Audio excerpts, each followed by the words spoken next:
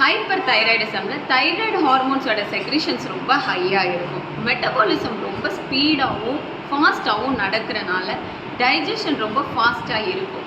இதனால அடிக்கடிக்கு பசி இருக்கிறது, அடிக்கடிக்கு மோஷன் போகிறது, வெயிட் ரிடக்ஷனு, பதட்டம், படபடப்பு, தூக்கம் இல்லாமல் இருக்கிறது, மென்சஸில் ப்ளீடிங் ரொம்ப கம்மியாகவும் ஸ்கேண்டியாகவும் இருக்கும். First line of treatment digestion ரொம்ப ஃபாஸ்ட்டாக இருக்கிறனால ஹெவி டு டைஜஸ்ட் ஃபுட்ஸு எடுத்துக்கணும். நான்வெஜ்ஜில் சிக்கன், மட்டனு, ஃபிஷ்ஷில் ஃபிஷ் எடுக்கக்கூடாது.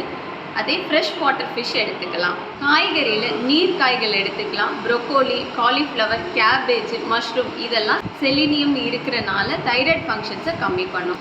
ஃப்ரூட்ஸில் பனானா, பொமோகிரானட் இந்த மாதிரி ஸ்வீட் அதிகமாக இருக்கிற ஃப்ரூட்ஸை எடுத்துக்கலாம். முக்கியமாக ஹைப்பர் தைராய்டிசமில் பாடியோட ஹீட் ரொம்ப அதிகமாக இருக்கும். அதனால உடல் சூடை கம்மி பண்ணுற விதமாக வாரத்தில் 3 நாள் தலைக்கு எண்ணெய் வச்சு குளிச்சுடுங்க. காரம், உப்பு, புளி கம்ப்ளீட்டாக அவாய்ட் பண்ணிவிடுங்க. நெய் சேர்த்துக்கோங்க, மோர் சேர்த்துக்கோங்க, தயிரை அவாய்ட் பண்ணிவிடுங்க, பன்னீர், சீஸையும் அவாய்ட் பண்ணிவிடுங்க. ஹைப்பர் தைராய்டிசம்லேருந்து நிரந்தர தீர்வு வேணும்னா சுகஜீவன் ஆயுர்வேதாவை காண்டாக்ட் பண்ணுங்கள்.